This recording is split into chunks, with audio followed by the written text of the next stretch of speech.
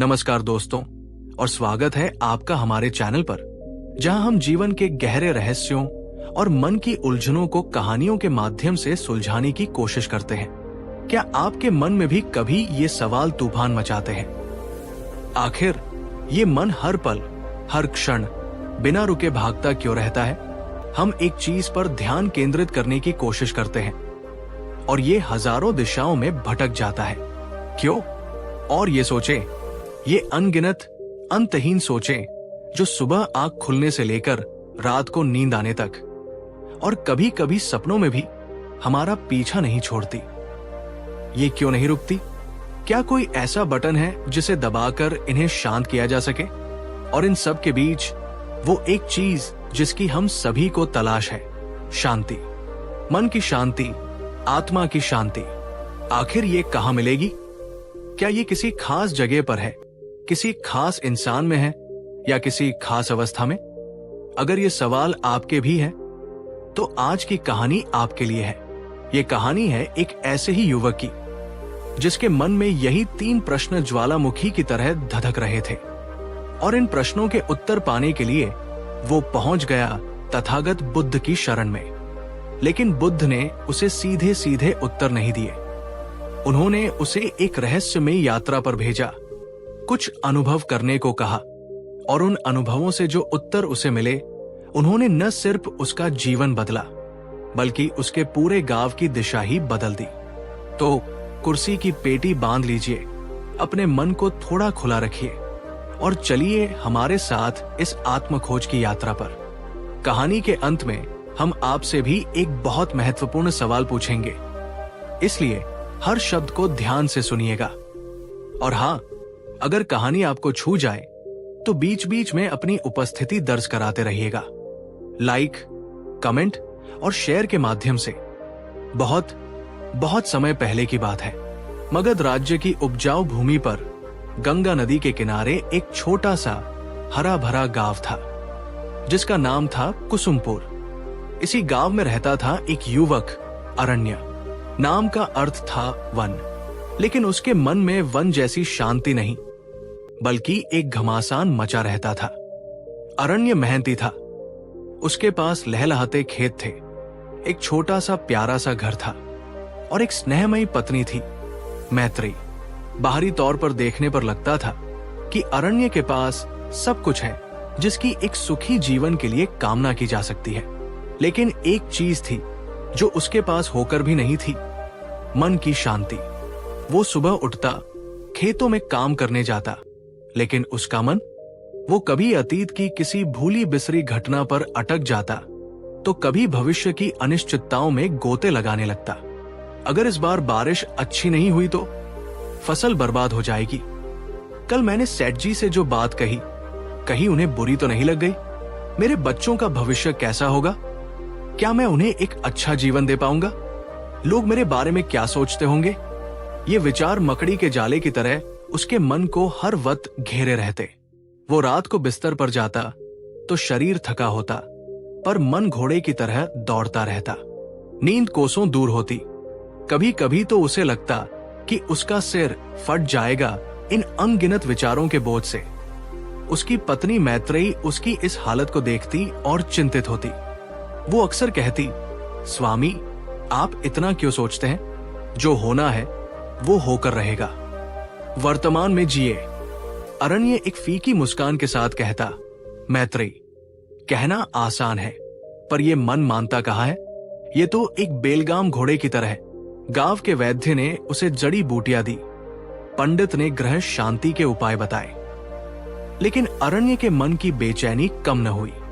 उसे लगता था कि उसके अंदर कुछ टूट गया है, कुछ खो गया है। दोस्तों, क्या आपने कभी अरण्य की तरह महसूस किया है, जब सब कुछ ठीक होते हुए भी मन में एक अजीब सी खलबली मची रहती हो? कमेंट में हाँ या नहीं का लिखकर हमें जरूर बताइए। आपकी ईमानदारी हमें ये समझने में मदद करेगी कि हम सब कहीं न कहीं एक ही नाव में सवार हैं। एक पूर्णिमा की रात, जब चांद अपनी पूरी आभा बिखेर रहा था, अरण्य अपने घर की छत पर लेटा आकाश को देख रहा था। तारे टिमटिमा रहे थे, हवा में हल्की ठंडक थी। पर उसके मन में वही आग जल रही थी। तभी उसे दूर गांव से लौटते कुछ व्यापारियों की बातचीत सुनाई दी। वे तथागत बुद्ध और उनके उपदेशों की चर्चा कर रहे थे। एक व्यापारी कह रहा था, अद्भुत, बुद्ध के सान्निध्य में ऐसी शांति मिलती है कि सारे दुख, सारी चिंताएं काफूर हो जाती है। दूसरे ने कहा, हाँ, और वे मन के रहस्यों को इतनी सरलता से समझाते हैं कि जीवन का मार्ग स्पष्ट हो जाता है। अरण्य के कानों में ये शब्द अमृत की तरह पड़े। एक क्षीण सी आशा की किरण उसके मन में जागी। उसने उसी क्षण निर्णय लिया। अगली सुबह उसने मैत्रेयी से कहा, मैं बुद्ध के पास जा रहा हूं। श्रावस्ती में उनका प्रवास है। मेरे मन में 3 प्रश्न हैं और मुझे विश्वास है कि उनके उत्तर केवल तथागत ही दे सकते हैं।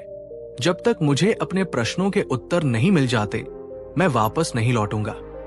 मैत्रेयी की आंखों में चिंता भी थी और गर्व भी। उसने अरण्य के माथे पर तिलक लगाया, उसकी यात्रा के लिए शुभकामनाएं दी और भारी मन से उसे विदा किया।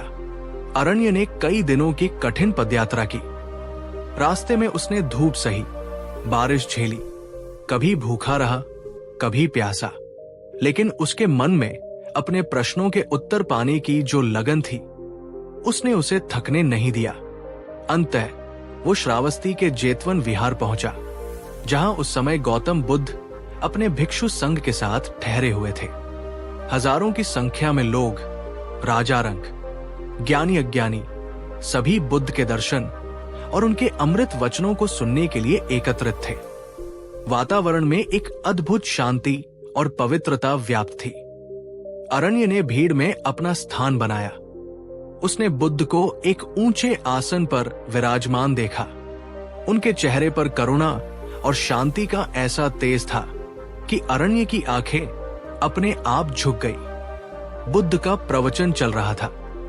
वे जीवन के दुखों, उनके कारणों और उनसे मुक्ति के मार्ग पर प्रकाश डाल रहे थे। अरण्य ध्यान से सुनता रहा, लेकिन उसके मन में तो अपने ही 3 सवाल घूम रहे थे।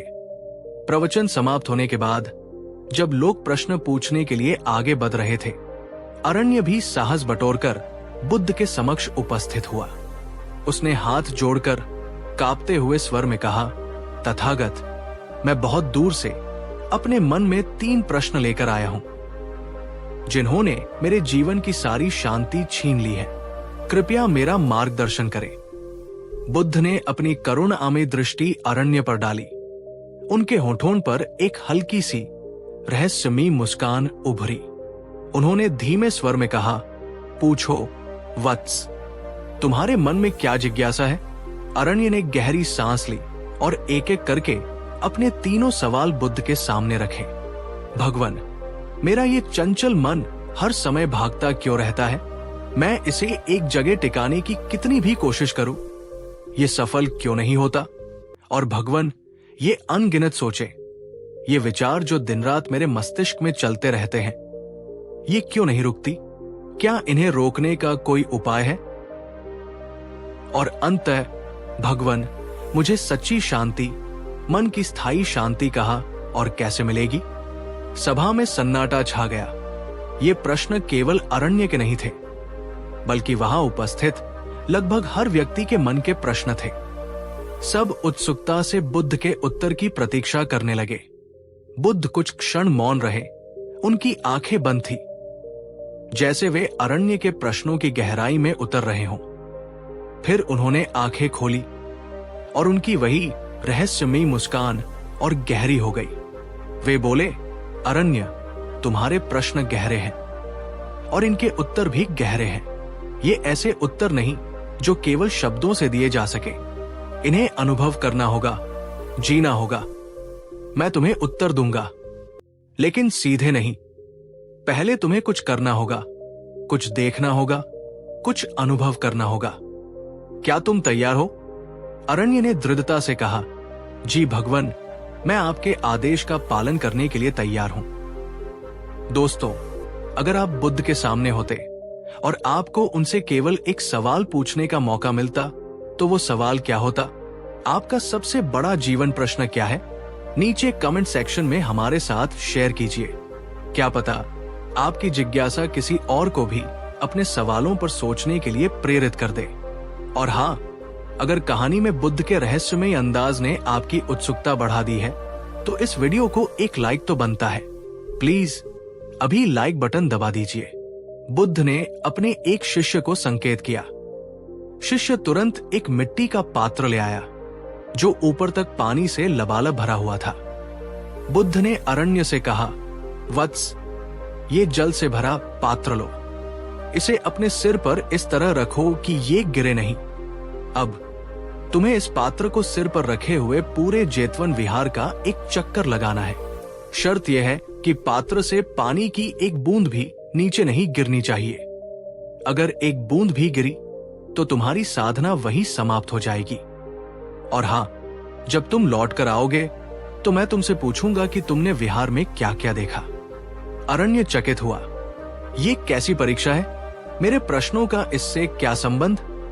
उसने मन में सोचा, लेकिन बुद्ध का आदेश था तो उसने चुपचाप पात्र को उठाया और सावधानी से अपने सिर पर रख लिया। पात्र भारी था और पानी किनारों तक भरा हुआ था। जरा सी भी चूक होती तो पानी छलक जाता। अरण्य ने अपनी सारी चेतना, सारा ध्यान उस पात्र पर केंद्रित कर दिया। उसने धीरे धीरे कदम बढ़ाने शुरू किए। उसकी आंखें नीचे जमीन पर टिकी थी ताकि कोई ठोकर न लगे। उसकी सांसें नियंत्रित थी। उसका पूरा शरीर, पूरा मन उस एक ही लक्ष्य पर केंद्रित था। पानी की एक बूंद भी न गिरे। जेतवन विहार बहुत बड़ा था। वहां सुंदर पेड़ पौधे थे, रंग बिरंगे फूल खिले थे, मधुर स्वर में पक्षी चहचहा रहे थे। भिक्षु अपने अपने कार्यों में लीन थे। कुछ ध्यान कर रहे थे, कुछ शास्त्रों का अध्ययन। लेकिन अरण्य को इनमें से कुछ भी दिखाई नहीं दे रहा था, कुछ भी सुनाई नहीं दे रहा था। उसका संसार सिमटकर उस जल पात्र तक रह गया था। एक जगह मार्ग थोड़ा ऊबड़ खाबड़ आया।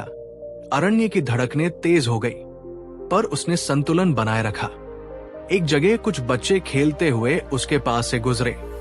उनका शोर भी उसके कानों तक नहीं पहुंचा। वो बस चलता रहा पूरी एकाग्रता के साथ।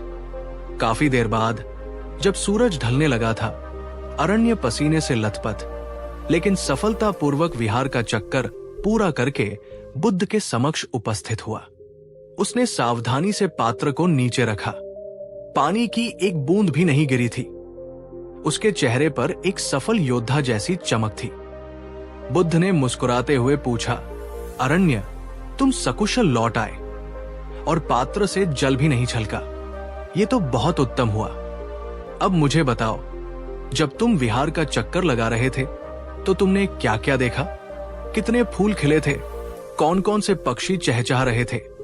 कितने भिक्षु ध्यान में लीन थे? अरण्य ने आश्चर्य से बुद्ध की ओर देखा।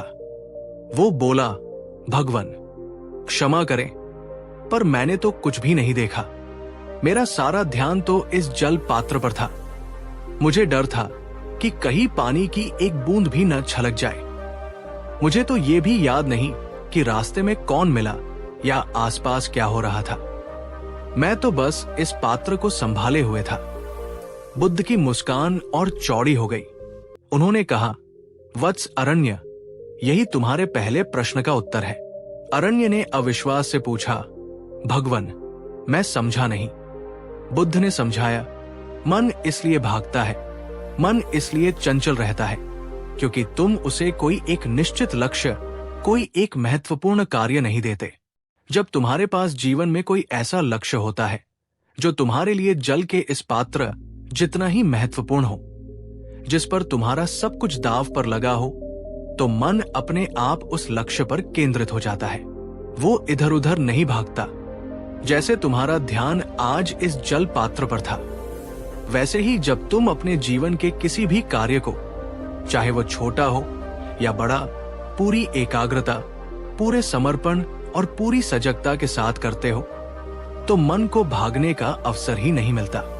मन की चंचलता का मुख्य कारण है लक्ष्यहीनता और एकाग्रता का अभाव। जब तुम अपने मन को एक दिशा देते हो, एक प्रयोजन देते हो, तो वो स्थिर होने लगता है। अरण्य बुद्ध के चरणों में गिर पड़ा। उसे अपने पहले प्रश्न का उत्तर मिल गया था, वो भी एक अनुभव के माध्यम से। वो समझ गया था कि उसका मन इसलिए भागता था क्योंकि वो किसी भी काम को आधे अधूरे मन से करता था। उसका ध्यान हमेशा बिखरा रहता था। दोस्तों, क्या बुद्ध का ये उत्तर आपको गहरा लगा? क्या आपने कभी अनुभव किया है कि जब आप किसी काम में पूरी तरह डूब जाते हैं तो समय का पता ही नहीं चलता और मन एकदम शांत रहता है? अगर हाँ, तो इस वीडियो को लाइक जरूर करें और इसे अपने उन दोस्तों और परिवारजनों के साथ शेयर करें जो अक्सर मन के भटकने से परेशान रहते हैं। शायद ये छोटी सी बात उनके जीवन में बड़ा बदलाव ला सके। अरण्य के मन में अब दूसरे प्रश्न का उत्तर पाने की उत्सुकता और बढ़ गई थी। उसने बुद्ध से प्रार्थना की, भगवान, मन को लक्ष्य देने की बात तो मेरी समझ में आ गई, लेकिन इन अनवरत चलती हुई सोचों का क्या करूं? ये क्यों नहीं रुकती? बुद्ध ने स्नेहपूर्वक अरण्य को देखा और कहा, वत्स, सोचों का स्वभाव ही है चलना, बहना। जैसे नदी का स्वभाव है बहना, हवा का स्वभाव है चलना, वैसे ही मन का एक महत्वपूर्ण कार्य है सोचना। तुम सोचों को रोकने की कोशिश मत करो, क्योंकि तुम उन्हें रोक नहीं सकते। जैसे तुम बहती नदी के प्रवाह को अपने हाथों से रोकने की कोशिश करोगे तो या तो तुम बह जाओगे या थककर हार मान लोगे। अरण्य निराश हो गया। तो क्या इसका कोई उपाय नहीं भगवान? क्या मुझे इन विचारों के साथ ही जीना होगा? बुद्ध ने कहा, उपाय है अरण्य। तुम नदी के प्रवाह को रोक नहीं सकते, लेकिन तुम नदी के किनारे मजबूती से खड़े हो सकते हो और प्रवाह को बस देख सकते हो।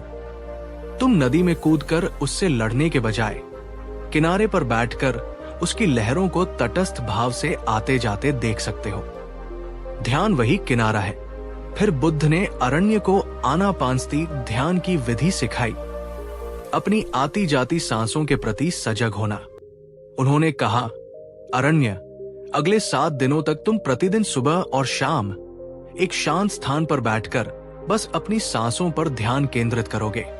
सांस कैसे अंदर आ रही है, कैसे बाहर जा रही है, बस इसे महसूस करो। जब सांस अंदर आए तो जानो कि सांस अंदर आ रही है। जब सांस बाहर जाए तो जानो कि सांस बाहर जा रही है। सांस धीमी है या तेज, गहरी है या उथली, बस उसके प्रति सजग रहो। कोई जोर जबरदस्ती नहीं, कोई नियंत्रण करने की कोशिश नहीं, बस एक साक्षी की तरह अपनी सांसों को देखो। जब विचार आए, और वे आएंगे ही, तो उनसे लड़ो मत, उन्हें दबाओ मत, उनसे उलझो मत। बस उन्हें स्वीकार करो कि वे आए हैं और फिर धीरे से अपना ध्यान वापस अपनी सांसों पर ले आओ। जैसे आकाश में बादल आते जाते रहते हैं, लेकिन आकाश उन बादलों से अप्रभावित रहता है, वैसे ही तुम अपने विचारों के प्रति तटस्थ रहना सीखो। अरण्य ने बुद्ध के निर्देशानुसार अगले 7 दिनों तक कठोरता से आनापानसती का अभ्यास किया। शुरू में उसका मन बहुत भटका। हजारों विचार उसे घेर लेते, कभी घर की चिंता, कभी खेतों की, कभी भविष्य का डर। लेकिन जब भी उसका ध्यान भटकता, वो बुद्ध के शब्दों को याद करता और धीरे से अपना ध्यान वापस अपनी सांसों पर ले आता। धीरे धीरे चमत्कार होने लगा। उसने पाया कि विचारों के आने की गति कुछ कम हुई है और जो विचार आते भी थे, वे अब उसे उतना विचलित नहीं करते थे। वो उन्हें दूर से आते जाते बादलों की तरह देखने लगा था। उसकी सांसें गहरी और लयबद्ध होने लगी थी। वो सोचता कम, महसूस ज्यादा करने लगा था। उसे अपने अंदर एक अजीब सी शांति का अनुभव होने लगा था, जो उसने पहले कभी महसूस नहीं की थी। 7 दिनों के बाद जब वो बुद्ध के समक्ष उपस्थित हुआ, तो उसके चेहरे पर एक नई आभा थी। बुद्ध ने पूछा, कहो अरण्य, क्या अनुभव रहा?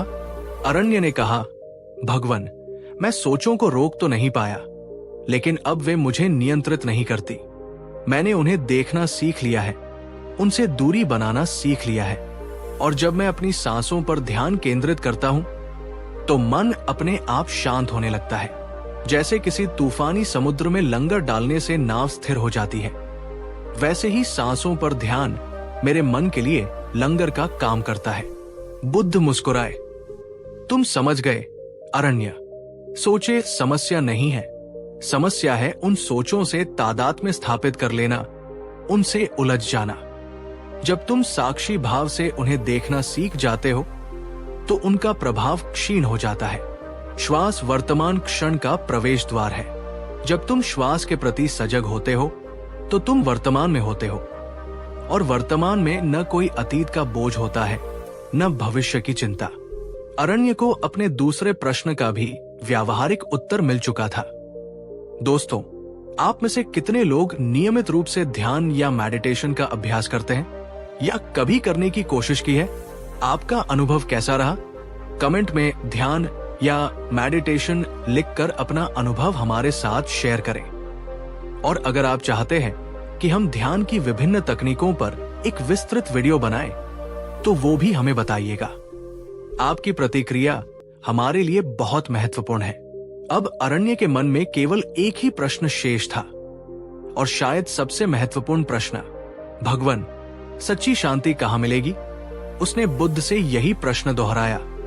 इस बार बुद्ध कुछ देर तक गहन मौन में चले गए। फिर उन्होंने आंखें खोली और अरण्य से कहा, अरण्य, इस विहार से कुछ दूर उत्तर दिशा में एक पहाड़ी है।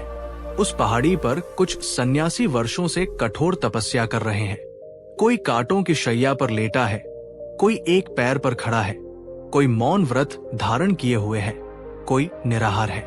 वे सभी शांति की खोज में ही ऐसा कर रहे हैं। तुम जाओ, कुछ दिन उनके साथ रहो, उन्हें देखो, और फिर लौटकर मुझे बताना कि तुमने क्या अनुभव किया और क्या तुम्हें शांति मिली। अरण्य के मन में एक नई आशा जागी। शायद वही मुझे शांति मिलेगी। उन तपस्वियों के बीच जो संसार त्याग कर इतनी कठोर साधना कर रहे हैं। वो तुरंत उस पहाड़ी की ओर चल पड़ा। वहां पहुंचकर उसने देखा कि सचमुच कुछ सन्यासी अत्यंत कठोर तप में लीन थे। उनके शरीर सूखकर कांटा हो गए थे, चेहरे पर कठोरता के भाव थे। अरण्य ने कुछ दिन उनके साथ बिताए। उसने देखा कि वे अपने शरीर को कष्ट दे रहे थे, अपनी इंद्रियों का दमन कर रहे थे, लेकिन उनके चेहरों पर शांति की जगह एक अजीब सा तनाव और संघर्ष दिखाई दे रहा था।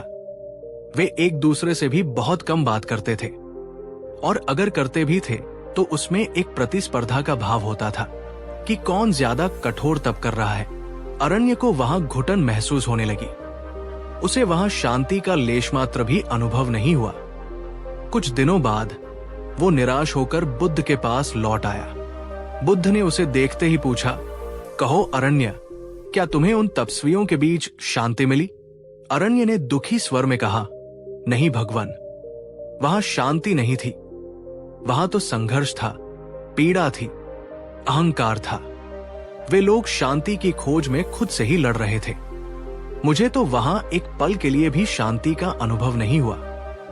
बुद्ध जोर से हंसे। उनकी हंसी पूरे वातावरण में गूंज गई। फिर उन्होंने शांत होकर कहा, अरण्य, शांति कोई स्थान नहीं है जिसे तुम खोज सको। शांति कोई व्यक्ति नहीं है जिससे तुम पा सको। शांति कोई स्थिति नहीं है जिसे तुम प्राप्त कर सको। अगर शांति किसी बाहरी वस्तु या स्थान पर निर्भर होती तो वो स्थायी नहीं हो सकती थी, क्योंकि बाहरी परिस्थितियां तो निरंतर बदलती रहती हैं। तो फिर शांति क्या है भगवान? अरण्य ने व्याकुलता से पूछा। बुद्ध ने कहा, शांति एक समझ है अरण्य। शांति एक आंतरिक अवस्था है। ये इस गहरी समझ से आती है कि जीवन में कुछ भी स्थायी नहीं है। न सुख, न दुख, न सफलता, न असफलता, न संबंध, न वस्तुएं। सब कुछ परिवर्तनशील है, सब कुछ अनित्य है। जब तुम इस अनित्यता के सत्य को गहराई से समझ जाते हो तो तुम किसी भी चीज से अत्यधिक आसक्ति नहीं रखते, किसी भी चीज को कसकर पकड़ने की कोशिश नहीं करते। जब तुम सुख में बहुत ज्यादा उछलते नहीं, क्योंकि तुम जानते हो कि ये स्थायी नहीं है। और जब तुम दुख में बहुत ज्यादा डूबते नहीं, क्योंकि तुम जानते हो कि ये भी स्थायी नहीं है। जब तुम सफलता में अहंकार नहीं करते और असफलता में निराश नहीं होते। जब तुम हर स्थिति को, हर अनुभव को साक्षी भाव से, समता भाव से स्वीकार करना सीख जाते हो, तब तुम्हारे अंदर एक गहरी शांति अपने आप उतरने लगती है। शांति कुछ पाने में नहीं है, बल्कि कुछ छोड़ने में है। अपनी अपेक्षाएं छोड़ना, अपनी आसक्तियां छोड़ना, अपने पूर्वाग्रह छोड़ना, अपने मैं और मेरे के भाव को छोड़ना। जब तुम पकड़ना छोड़ देते हो तो शांति खुद चलकर तुम्हारे पास आती है, क्योंकि शांति तुम्हारा सहज स्वभाव है। तुमने बस उसे अपेक्षाओं और आसक्तियों के बादलों से ढक रखा है। अरण्य स्तब्ध होकर बुद्ध के वचन सुन रहा था। आज उसे अपने जीवन के सबसे बड़े प्रश्न का उत्तर मिल गया था। शांति कहीं बाहर नहीं थी, वो तो उसके अंदर ही थी। बस उसे समझने की, उसे अनुभव करने की आवश्यकता थी। बुद्ध के सान्निध्य में कुछ और दिन बिताने के बाद अरण्य अब पहले वाला अरण्य नहीं रहा था। उसका मन शांत था, उसके विचार संतुलित थे और उसके हृदय में असीम शांति थी। वो तीनों प्रश्नों के केवल शाब्दिक उत्तर नहीं, बल्कि उनके जीवंत अनुभव लेकर अपने गांव कुसुमपुर लौट रहा था। जब वो गांव पहुंचा तो मैत्रेयी और गांव वाले उसे देखकर हैरान रह गए। उसके चेहरे पर वही तेज था जो उन्होंने कभी बुद्ध के चेहरे पर देखा था। शांति, करुणा और आत्मविश्वास का तेज। अरण्य ने अब खेतों में काम करते हुए भी अपने मन को वर्तमान क्षण में रखना सीख लिया था। वो हर काम को पूरी एकाग्रता और सजगता से करता। अब उसे भविष्य की चिंताएं नहीं सताती थी, नहीं अतीत का कोई मलाल था। उसके विचार अब भी आते थे, लेकिन वो उनसे उलझता नहीं था, बस उन्हें साक्षी भाव से देखता था। सबसे बड़ी बात, उसने ये समझ लिया था कि शांति कहीं बाहर से नहीं आएगी, वो तो उसके अंदर ही है। उसने अपने जीवन को समता भाव से जीना शुरू कर दिया। लेकिन अरण्य यही नहीं रुका। उसने बुद्ध से जो ज्ञान प्राप्त किया था, उसे वो अपने तक सीमित नहीं रखना चाहता था। उसने गांव के बीचों बीच एक पुराने पीपल के पेड़ के नीचे एक छोटा सा ध्यान केंद्र बनाया। हर सुबह और शाम वो गांव वालों को वहां इकट्ठा करता और उन्हें आनापानसती ध्यान सिखाता। वो उन्हें बुद्ध की शिक्षाएं सरल भाषा में समझाता, मन को कैसे साधें, विचारों से कैसे निपटे और जीवन में शांति कैसे पाए। धीरे धीरे कुसुमपुर गांव बदलने लगा। लोगों के मन शांत होने लगे, उनके आपसी झगड़े कम हो गए, उनके चेहरों पर मुस्कान रहने लगी। जो गांव पहले चिंताओं और कलह से ग्रस्त रहता था, वो अब शांति और सौहार्द का प्रतीक बन गया। अरण्य के वो 3 सवाल जो कभी उसकी व्यक्तिगत पीड़ा थे, अब पूरे गांव के लिए मुक्ति का मार्ग बन गए थे। अरण्य ने जान लिया था कि जीवन का असली अर्थ केवल अपनी शांति पाना नहीं, बल्कि उस शांति को दूसरों के साथ बांटना भी है। दोस्तों, अरण्य की ये यात्रा और उसका परिवर्तन आपको कैसा लगा? क्या आपको लगता है कि बुद्ध के ये 3 उत्तर आज भी उतने ही प्रासंगिक हैं? कहानी में आपको सबसे गहरा और प्रभावशाली उत्तर कौन सा लगा? पहला, दूसरा या तीसरा? नीचे कमेंट में अपना पसंदीदा उत्तर और उसका कारण जरूर लिखें। और अगर ये कहानी आपके दिल को छू गई हो, अगर इसने आपको अपने जीवन के बारे में सोचने पर मजबूर किया हो, तो प्लीज इसे अपने सभी प्रियजनों के साथ शेयर करें। ज्ञान बांटने से बढ़ता है और हमारे प्रयास को सफल बनाने के लिए एक लाइक तो बनता ही है। अंतिम संदेश और आपके लिए एक प्रश्न। तो दोस्तों, ये थी अरण्य और बुद्ध के 3 सवालों की कहानी। ये कहानी हमें सिखाती है कि हमारे मन की उलझने, हमारी अशांति हमारे ही अंदर से उपजती है और उनका समाधान भी हमारे ही अंदर है। बुद्ध ने अरण्य को कोई चमत्कार नहीं दिखाया, कोई जादुई औषधि नहीं दी। उन्होंने बस उसे स्वयं के भीतर झांकने का, स्वयं को समझने का मार्ग दिखाया।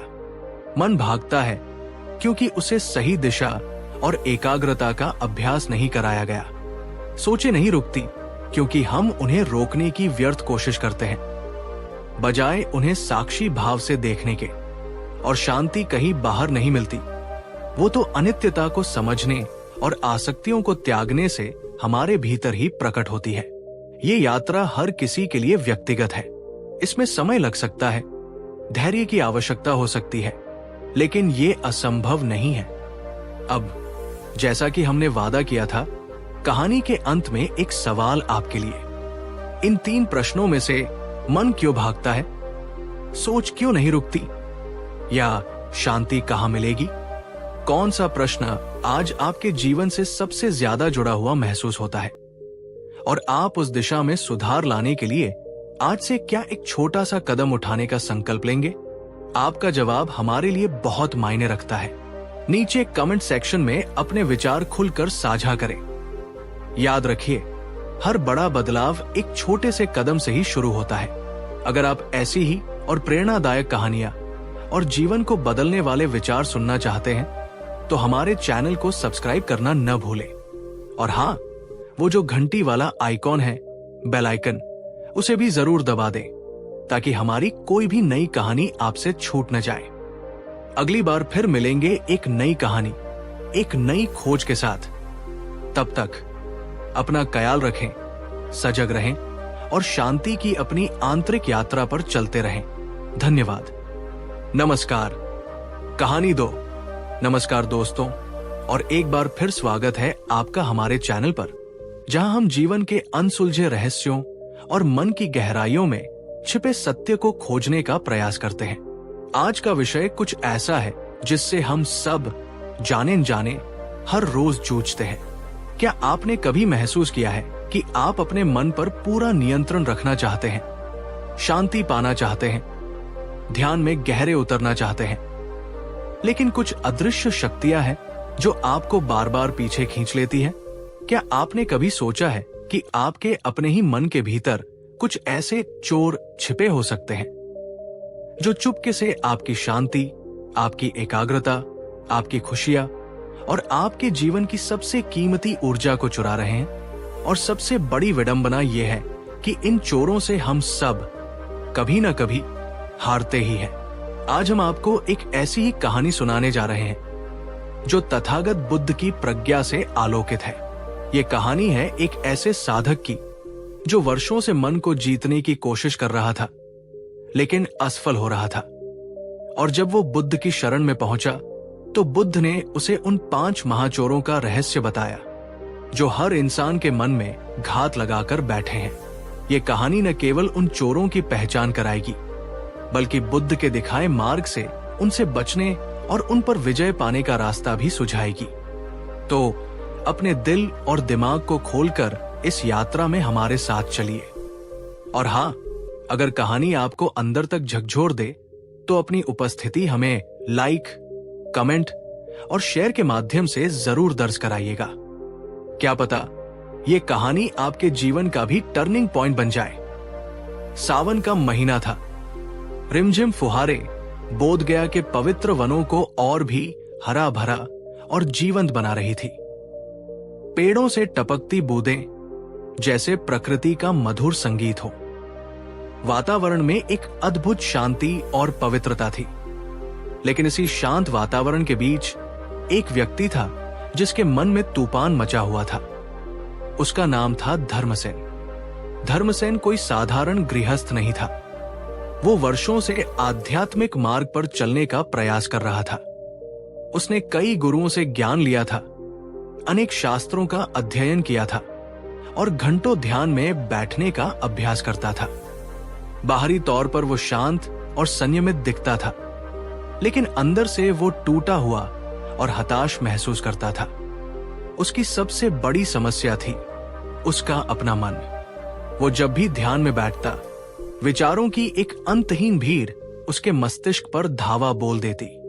कभी अतीत की स्मृतियां, कभी भविष्य की चिंताएं, कभी अधूरी इच्छाएं, तो कभी व्यर्थ के तर्क वितर्क। वो लाख कोशिश करता, लेकिन उसका मन एक क्षण के लिए भी स्थिर नहीं हो पाता था। उसे लगता था जैसे वह एक ऐसे घोड़े पर सवार है जो बेलगाम है और उसे जहां चाहे घसीटता फिरता है। उदास स्माइली। दोस्तों, क्या आपने कभी ध्यान में बैठने की कोशिश की है या किसी महत्वपूर्ण काम पर फोकस करने का प्रयास किया है? और क्या आपका मन भी धर्मसेन के मन की तरह इधर उधर भागने लगता है? हजारों विचार एक साथ आने लगते हैं? अगर हाँ, तो कमेंट में हाँ या नहीं लिखकर अपने अनुभव हमारे साथ साझा करें। ये जानने से हमें भी बल मिलता है कि ये एक सार्वभौमिक चुनौती है। धर्मसेन अपनी इस अवस्था से थक चुका था। उसे लगने लगा था कि शायद वो इस मार्ग के योग्य ही नहीं है, या उसके प्रारब्ध में ही शांति नहीं लिखी। एक दिन उसने तथागत बुद्ध और उनकी असीम करुणा और प्रज्ञा के बारे में सुना। उसे पता चला कि बुद्ध इन दिनों बोधि वृक्ष के समीप ही अपने भिक्षु संघ के साथ ठहरे हुए हैं। एक क्षीण सी आशा लेकर धर्मसेन बुद्ध के दर्शन के लिए निकल पड़ा। जब वो बोधि वृक्ष के नीचे पहुंचा तो उसने बुद्ध को अपने शिष्यों से घिरे शांत और करुणामय मुद्रा में बैठे देखा। उनके मुखमंडल पर ऐसा तेज था कि धर्मसेन की आंखें श्रद्धा से झुक गई। उसने बुद्ध को प्रणाम किया और अपनी व्यथा उनके चरणों में रख दी। भगवान, मैं वर्षों से इस मन को साधने का प्रयास कर रहा हूं, पर यह मेरे वश में नहीं आता। जब भी मैं इसे एकाग्र करने की कोशिश करता हूं, ये और भी चंचल हो जाता है। ध्यान में बैठता हूं तो विचारों का ऐसा आक्रमण होता है कि मैं हार मान लेता हूं। मेरी सारी साधना व्यर्थ जा रही है। क्या मैं ही दोषी हूं? भगवान, क्या मुझ में ही कोई कमी है? बुद्ध ने धर्मसेन की ओर स्नेहपूर्ण दृष्टि से देखा। उनके होठों पर एक रहस्यमयी मुस्कान उभरी। वे कुछ क्षण मौन रहे, जैसे धर्मसेन के शब्दों के पीछे छिपी पीड़ा को महसूस कर रहे हों। फिर उन्होंने पास पड़ी एक सूखी टहनी उठाई और जमीन पर एक सीधी रेखा खींची। और फिर वे बोले, धर्मसेन, तुम अकेले दोषी नहीं हो। तुम्हारे मन में और हर मनुष्य के मन में 5 महाचोर छिपे बैठे हैं। ये इतने धूर्त और इतने शक्तिशाली हैं कि बड़े बड़े साधक भी इनके चंगुल में फंस जाते हैं। जब तक तुम इन चोरों को पहचानोगे नहीं, इनके तौर तरीकों को समझोगे नहीं, तब तक ये तुम्हारी शांति, तुम्हारी एकाग्रता और तुम्हारे जीवन की सारी ऊर्जा को चुपचाप चुराते रहेंगे। धर्मसेन आश्चर्य और उत्सुकता से बुद्ध की ओर देखने लगा। 5 चोर? उसके अपने मन के भीतर? ये कौन से चोर थे? बुद्ध ने अपनी शांत, गहरी आवाज में कहना शुरू किया, धर्मसेन, तुम्हारे मन का पहला और सबसे प्रबल चोर है काम। यहां काम का अर्थ केवल शारीरिक वासना तक सीमित नहीं है, बल्कि इसका व्यापक अर्थ है। किसी भी वस्तु, व्यक्ति, अनुभव या स्थिति को पाने की तीव्र, अतृप्त इच्छा। ये भौतिक सुखों की इच्छा हो सकती है, जैसे स्वादिष्ट भोजन, सुंदर वस्त्र, आलीशान घर। ये इंद्रिय सुखों की इच्छा हो सकती है। ये नाम, यश, कीर्ति, सत्ता या प्रशंसा पाने की इच्छा हो सकती है। ये किसी प्रिय व्यक्ति को अपने वश में रखने की इच्छा हो सकती है। ये हर वो इच्छा है जो कहती है, मुझे ये चाहिए, इसके बिना मैं अधूरा हूं, इसके मिलने से ही मुझे सुख मिलेगा। धर्मसेन ने प्रतिवाद करना चाहा, पर भगवान, क्या इच्छा रखना स्वाभाविक नहीं है? क्या जीवन में कुछ पाने की अभिलाषा रखना गलत है? बिना इच्छा के तो कोई कर्म ही नहीं होगा। बुद्ध मुस्कुराए। उन्होंने कहा, धर्मसेन, इच्छा और आसक्तिपूर्ण कामना में भेद है। आवश्यकता और लोभ में अंतर है। काम वो अंधा आवेग है जो तुम्हें मृत तृष्णा की तरह भटकाता है। ये तुम्हें विश्वास दिलाता है कि बाहरी चीजों को पा लेने से तुम्हें स्थायी सुख और शांति मिल जाएगी, लेकिन ये एक भ्रम है, एक जाल है। फिर बुद्ध ने एक छोटी सी मार्मिक कथा सुनाई। एक बार एक आदमी एक विशाल नदी के किनारे खड़ा था। उसे नदी के उस पार धुंधलके में एक अत्यंत सुंदर, चमकती हुई सुनहरी मूर्ति दिखाई दी। उसके मन में उस मूर्ति को पाने की तीव्र इच्छा जागी। उसे लगा कि अगर वो मूर्ति उसे मिल जाए तो उसका जीवन धन्य हो जाएगा। वो बिना सोचे समझे नदी में कूद पड़ा और तैरकर उस दिशा में बढ़ने लगा जहां उसे मूर्ति दिखाई दे रही थी। जैसे जैसे वो पास पहुंचता, मूर्ति और भी आकर्षक लगने लगती, लेकिन जब वो ठीक उस स्थान पर पहुंचा तो वहां कोई मूर्ति नहीं थी। वो केवल पानी पर पड़ती सूरज की किरणों की एक भ्रमपूर्ण परछाई थी। वो निराश हुआ, लेकिन फिर उसे थोड़ी और दूर एक वैसी ही चमक दिखाई दी। उसने सोचा शायद असली मूर्ति वहां है। वो फिर उस ओर तैरने लगा। वो जितना उस चमक के पीछे भागता वो उतनी ही दूर होती जाती। अंततः वो थक गया, उसकी शक्ति क्षीण हो गई और वो उस अथाह नदी में डूब गया, उस सुनहरी मूर्ति की अतृप्त कामना के साथ। कथा समाप्त करके बुद्ध ने कहा, धर्मसेन, ये काम नामक चोर ऐसा ही है। ये तुम्हें बाहरी आकर्षणों, क्षणिक सुखों की परछाइयों के पीछे दौड़ाता रहता है। तुम एक इच्छा पूरी करते हो तो 10 नई इच्छाएं जन्म ले लेती है। ये एक अंतहीन दौड़ है जो तुम्हें थका देती है, निराश कर देती है और अंततः तुम्हें तुम्हारे सच्चे स्वरूप से, तुम्हारी आंतरिक शांति से दूर ले जाकर संसार सागर में डुबो देती है। जब ये चोर सक्रिय होता है तो तुम्हारा मन शांत कैसे रह सकता है?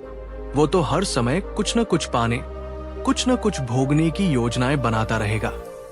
ध्यान में बैठोगे तो भी वही इच्छाएं तुम्हें सताएंगी। धर्मसेन को बुद्ध के शब्द अपने हृदय में उतरते हुए महसूस हो रहे थे। उसे अपनी अनगिनत अधूरी इच्छाएं याद आने लगी, जिनके पीछे वो जीवन भर भागता रहा था। दोस्तों, क्या आपने कभी किसी चीज को, किसी पद को या किसी व्यक्ति को पाने के लिए बहुत शिद्दत से प्रयास किया है, ये सोचकर कि उसके मिलते ही आपको परम शांति मिल जाएगी? और जब वो चीज मिली तो क्या सचमुच वैसी स्थायी शांति मिली, या मन फिर किसी और चीज के पीछे भागने लगा? अपना अनुभव नीचे कमेंट सेक्शन में जरूर साझा करें। आपकी कहानी दूसरों को इस काम नामक चोर को पहचानने में मदद कर सकती है। और हाँ, अगर बुद्ध की ये पहली शिक्षा आपको गहरी लगी हो तो इस वीडियो को एक लाइक देकर अपना समर्थन अवश्य दें। बुद्ध ने अपनी बात जारी रखी, धर्मसेन, तुम्हारे मन का दूसरा धूर्त चोर है व्यापाद। व्यापाद का अर्थ है क्रोध, द्वेष, घृणा, शत्रुता, किसी के प्रति बुरा चाहने का भाव। ये वो विनाशकारी अग्नि है जो सबसे पहले तुम्हारे ही मन की शांति को जलाकर राख कर देती है और फिर तुम्हारे कर्मों और वचनों के माध्यम से दूसरों तक भी पहुंचती है, संबंधों को बिगाड़ती है और दुख का चक्रव्यूह रचती है। धर्मसेन ने स्वीकार किया, भगवान, ये सत्य है। मुझे अक्सर छोटी छोटी बातों पर क्रोध आ जाता है। कभी कभी तो इतना तीव्र होता है कि मैं स्वयं पर नियंत्रण खो बैठता हूं और ऐसे शब्द कह जाता हूं या ऐसे कर्म कर बैठता हूं जिसका मुझे बाद में बहुत पश्चाताप होता है। मुझे लगता है जैसे उस समय कोई और शक्ति मुझे नियंत्रित कर रही हो। बुद्ध ने कहा, धर्मसेन, क्रोध तब जन्म लेता है जब तुम्हारी अपेक्षाएं पूरी नहीं होती, जब तुम्हारी इच्छाओं के मार्ग में कोई बाधा आती है, जब तुम्हें लगता है कि तुम्हारे साथ अन्याय हुआ है या जब तुम्हारा अहंकार आहत होता है। ये काम नामक चोर का ही एक विकृत रूप है। जब काम की पूर्ति नहीं होती तो वो अक्सर व्यापाद में बदल जाता है। ये चोर इतना शक्तिशाली है कि ये तुम्हारी सारी विवेक बुद्धि को हर लेता है। क्रोध में व्यक्ति अंधा हो जाता है, उसे सही गलत का भान नहीं रहता। और क्रोध का सबसे बड़ा दुष्परिणाम यह है कि ये तुम्हारे मन में नकारात्मकता के बीज बो देता है, जो धीरे धीरे घृणा और द्वेष के विशाल वृक्ष बन जाते हैं। बुद्ध ने फिर एक दृष्टांत दिया। कल्पना करो कि कोई व्यक्ति तुम्हें चोट पहुंचाने के इरादे से एक जलता हुआ कोयला तुम्हारी ओर फेंकता है। अगर तुम उस जलते हुए कोयले को पकड़ लेते हो तो चोट किसे लगेगी? फेंकने वाले को या पकड़ने वाले को? निश्चित रूप से पकड़ने वाले को। धर्मसेन ने कहा, ठीक इसी प्रकार जब कोई तुम्हें अपशब्द कहता है, तुम्हारा अपमान करता है या तुम्हारे साथ बुरा व्यवहार करता है और तुम उसके जवाब में क्रोधित हो जाते हो, तो तुम उस जलते हुए कोयले को पकड़ लेते हो। उसका फेंका हुआ नकारात्मकता का उपहार तुम स्वीकार कर लेते हो और वो आग सबसे पहले तुम्हें ही जलाती है। एक बार एक साधु भिक्षा के लिए एक गांव में गए। एक गुस्सैल व्यक्ति ने उन्हें पहचान लिया और बिना किसी कारण के उन्हें गालियां देना और उनका अपमान करना शुरू कर दिया। साधु शांत खड़े रहे, उन्होंने कोई प्रतिक्रिया नहीं दी। जब वो व्यक्ति गालियां देते देते थक गया तो साधु ने उससे विनम्रता से पूछा, भ्राता, यदि कोई व्यक्ति किसी को कोई उपहार दे और वो व्यक्ति उस उपहार को स्वीकार न करे तो वो उपहार किसके पास रहता है? उस व्यक्ति ने कहा, निश्चित रूप से देने वाले के पास ही रहता है। साधु ने कहा, ठीक उसी प्रकार तुमने मुझे जो भी अपशब्द और अपमान का उपहार दिया, मैं उसे स्वीकार नहीं करता, वो तुम्हारे पास ही रहे। ये कहकर साधु शांत भाव से आगे बढ़ गए और वो गुस्सैल व्यक्ति लज्जा और आश्चर्य से उन्हें देखता रह गया। बुद्ध ने समझाया, धर्मसेन, जब व्यापाद का चोर तुम्हारे मन पर हावी होता है तो तुम अपने अंदर नकारात्मकता का जहर घोलते रहते हो। ध्यान में बैठने पर भी वही क्रोध, वही द्वेष, वही बदले की भावना तुम्हें अशांत करती रहेगी। इसलिए इस चोर को पहचानना और इससे सावधान रहना अत्यंत आवश्यक है। दोस्तों, याद कीजिए उस क्षण को जब आपको पिछली बार बहुत तेज गुस्सा आया था।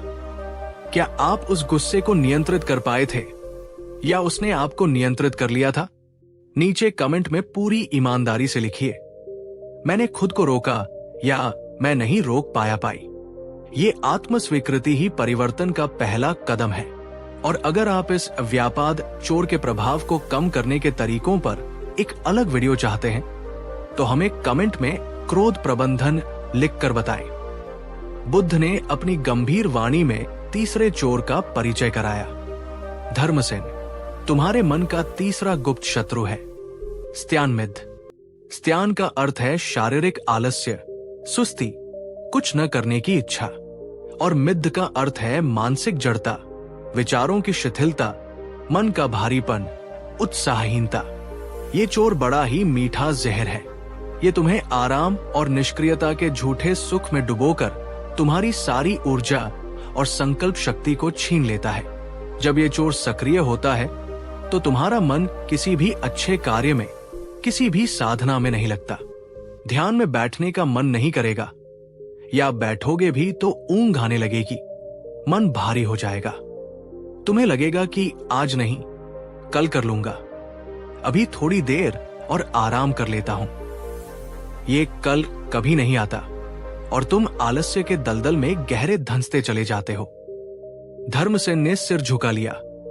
उसे याद आया कि कितनी बार उसने सुबह जल्दी उठकर ध्यान करने का संकल्प लिया था, लेकिन आलस्य के कारण वो उठ नहीं पाया। कितनी बार उसने कोई अच्छा काम शुरू करने की सोची थी, लेकिन मन की सुस्ती ने उसे करने नहीं दिया।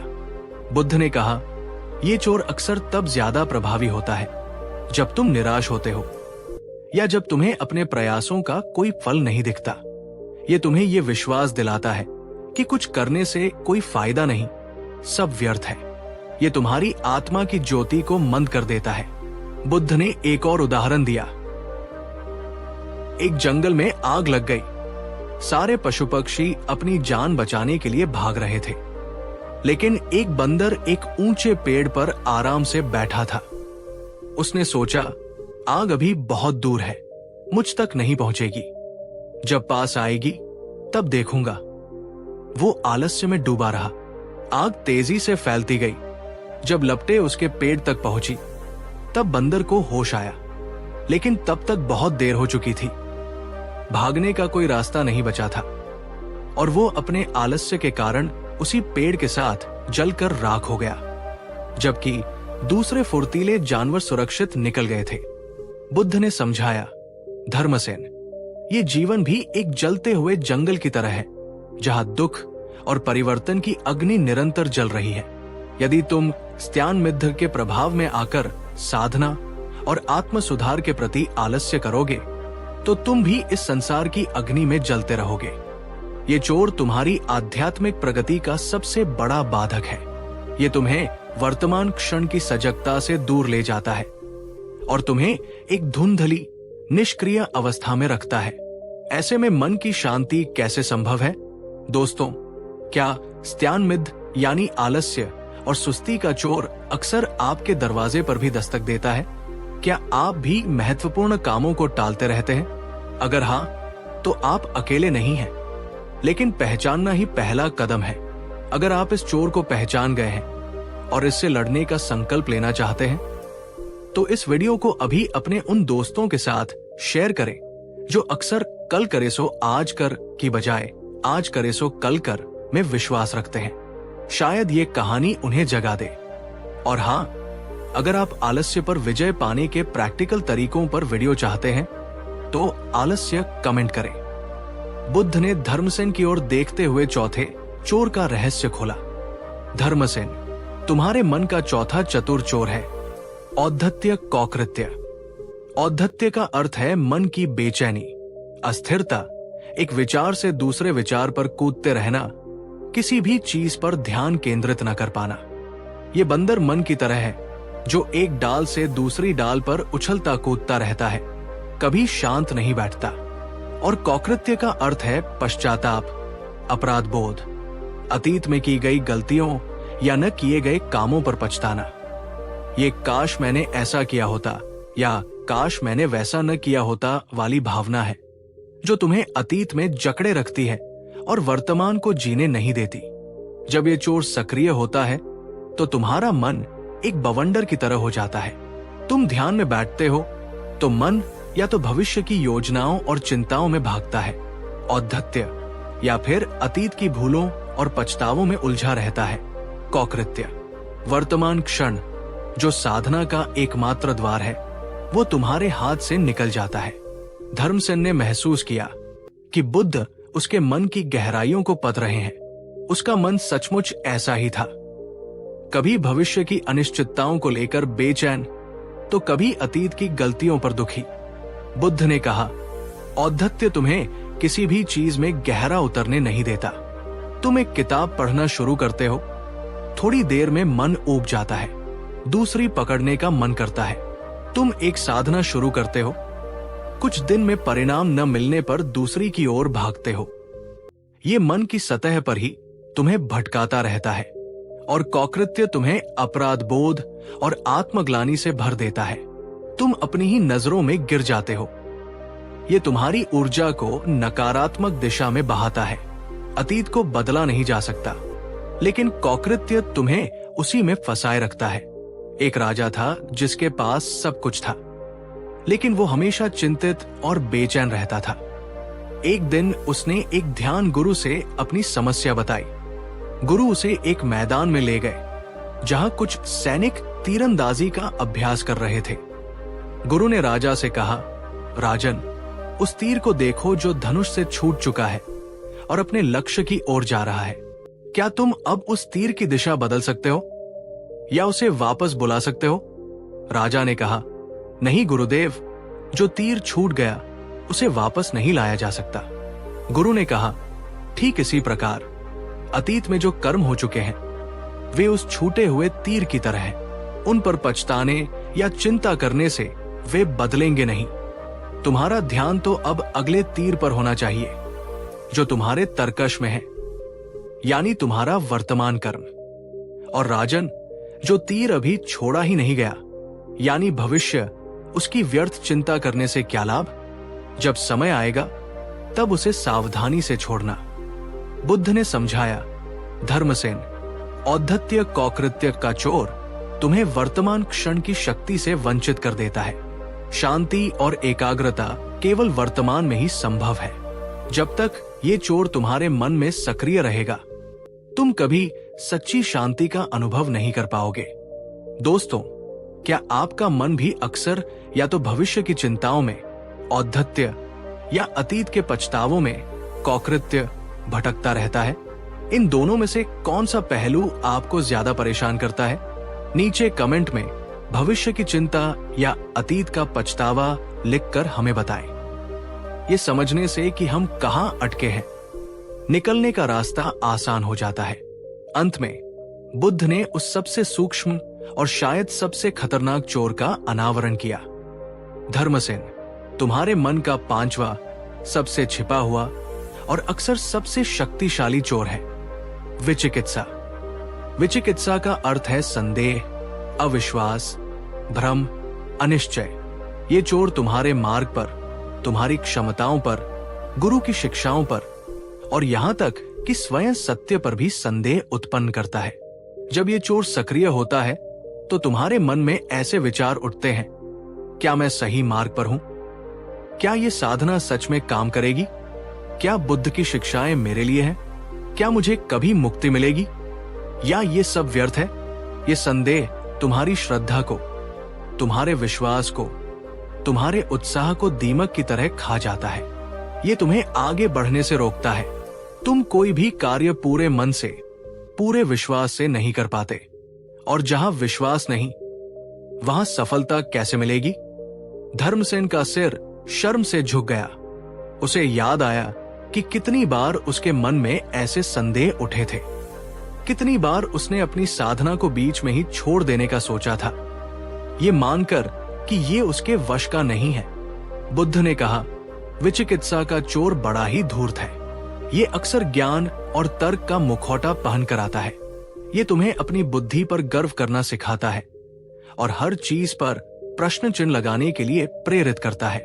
लेकिन ये रचनात्मक जिज्ञासा नहीं, बल्कि नकारात्मक संदेह होता है जो तुम्हें पंगु बना देता है। ये चोर तुम्हें यह भी विश्वास दिला सकता है कि तुम दूसरों से कमतर हो या तुम में वो क्षमता नहीं जो दूसरों में है। ये आत्मसंदेह पैदा करता है। बुद्ध ने एक और कहानी कही। एक यात्री रात के अंधेरे में एक जंगल से गुजर रहा था। अचानक उसके पैर से कोई चीज टकराई। उसने नीचे देखा तो उसे एक लंबा काला सांप दिखाई दिया। वो डर के मारे चीख पड़ा और वहीं मूर्छित होकर गिर पड़ा। सुबह जब उजाला हुआ और दूसरे यात्री वहां से गुजरे तो उन्होंने देखा कि वो आदमी एक साधारण रस्सी के पास बेहोश पड़ा है। रात के अंधेरे में और अपने भय के कारण उसने रस्सी को सांप समझ लिया था। बुद्ध ने कहा, धर्मसेन, विचिकित्सा भी उसी रस्सी के सांप की तरह है। ये तुम्हारे मन में अज्ञान और भय के कारण उत्पन्न होता है। तुम यथार्थ को नहीं देख पाते और व्यर्थ के संदेहों में उलझकर अपनी यात्रा रोक देते हो।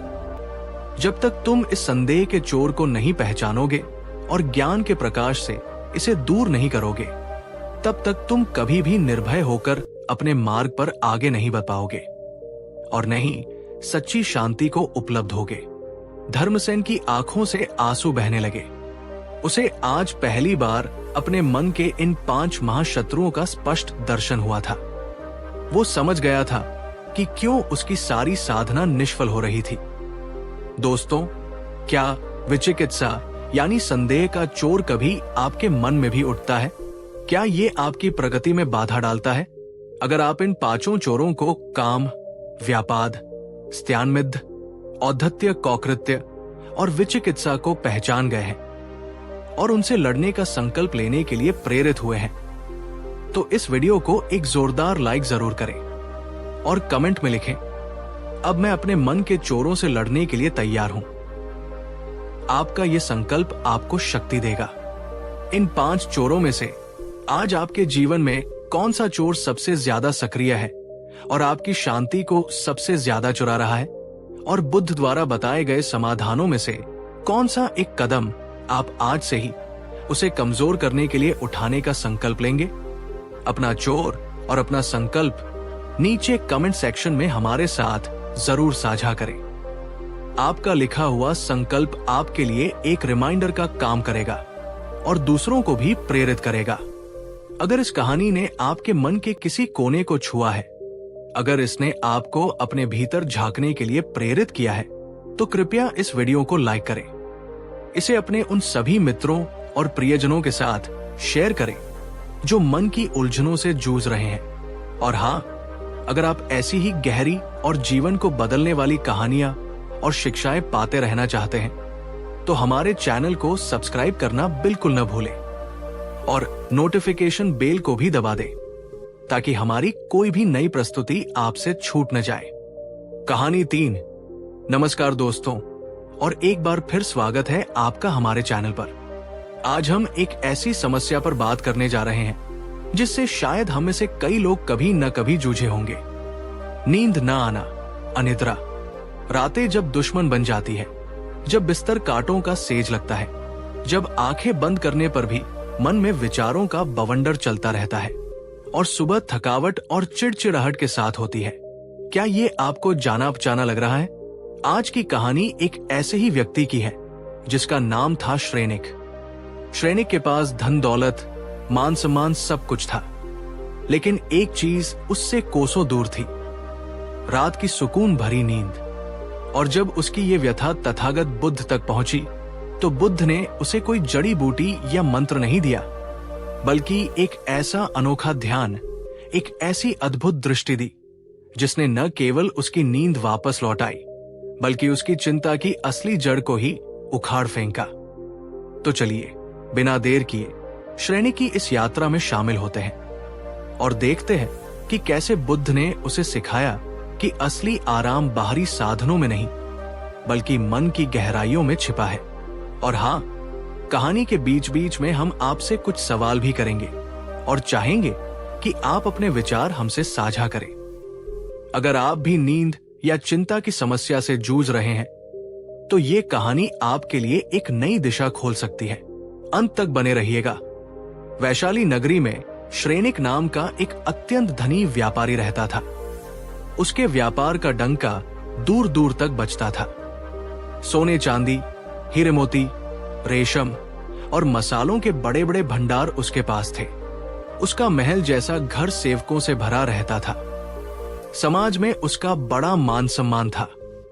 कहने को उसके पास वे सारी सुख सुविधाएं थी जिनके लिए आम आदमी तरसता है, लेकिन एक अदृश्य शत्रु ने श्रेनिक के जीवन में सेंध लगा दी थी, अनिद्रा।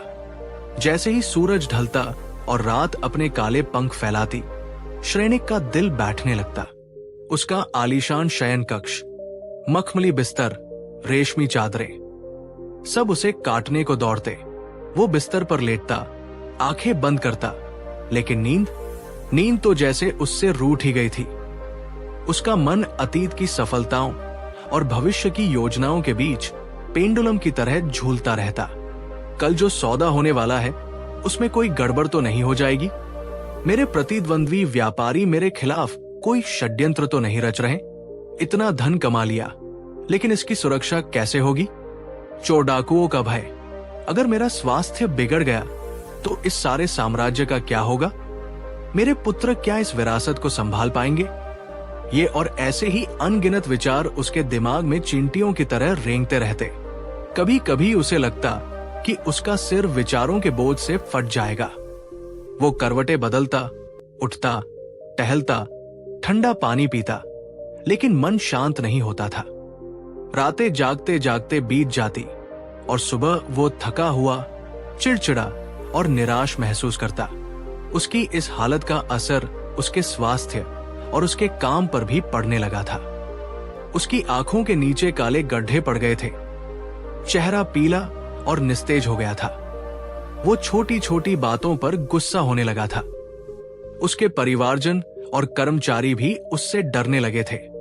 श्रेनिक ने क्या कुछ नहीं किया। बड़े बड़े वैद्यों से इलाज करवाया, कीमती औषधियां खाई, तांत्रिकों से झाड़ फूंक करवाई, ज्योतिषियों को अपनी कुंडली दिखाई, दान पुण्य किए। कुछ समय के लिए शायद थोड़ा आराम मिलता, लेकिन फिर वही हाल। नींद की गोलियां भी अब बेअसर होने लगी थी। दोस्तों, क्या आपके साथ कभी ऐसा हुआ है कि रात को सोते समय आपका मन भी श्रेनिक की तरह हजारों चिंताओं में उलझ जाता है? और वो कौन सी चिंताएं होती हैं जो अक्सर आपकी नींद उड़ा देती हैं?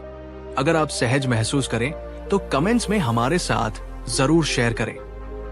ये जानना महत्वपूर्ण है कि हम अकेले नहीं हैं। और हाँ, अगर कहानी की शुरुआत ने ही आपको श्रेनिक की पीड़ा से जोड़ दिया है तो इस वीडियो को एक लाइक देकर हमारा हौसला बढ़ाएं। एक दिन श्रेनिक का एक पुराना मित्र, जो हाल ही में जेतवन विहार से लौटा था, उससे मिलने आया। उसने श्रेनिक की हालत देखी तो बहुत दुखी हुआ। उसने श्रेनिक को तथागत बुद्ध और उनकी करुणा के बारे में बताया। उसने कहा, मित्र, धन दौलत से रोग नहीं मिटते, तुम्हारे मन का रोग गहरा है। तुम एक बार बुद्ध की शरण में जाओ। मैंने सुना है उनके पास हर मानसिक व्यथा का समाधान है। श्रेनिक के मन में एक मरी हुई आशा फिर से जी उठी। उसने सोचा, जब सब कुछ करके देख लिया तो एक बार ये भी सही। उसने तुरंत श्रावस्ती जाने का निश्चय किया। श्रेनिक ने अपने सबसे भरोसेमंद सेवकों के साथ श्रावस्ती के लिए प्रस्थान किया। कई दिनों की यात्रा के बाद वो जेतवन विहार पहुंचा। विहार का शांत, पवित्र वातावरण देखकर ही उसके मन को कुछ शीतलता मिली। उसने बुद्ध को एक विशाल बोधि वृक्ष के नीचे अपने भिक्षु संघ के साथ बैठे देखा। बुद्ध के चेहरे पर अद्भुत शांति, करुणा और प्रज्ञा का तेज झलक रहा था। श्रेनिक ने जीवन में अनेक राजा, महाराजा और प्रभावशाली व्यक्ति देखे थे, लेकिन बुद्ध के व्यक्तित्व में जो आकर्षण और शांति थी, वैसी उसने कहीं नहीं देखी थी। वो बुद्ध के चरणों में बैठ गया और अपनी सारी व्यथा कह सुनाई। अपनी अनिद्रा, अपनी चिंताएं, अपनी असफलताएं, अपने भय।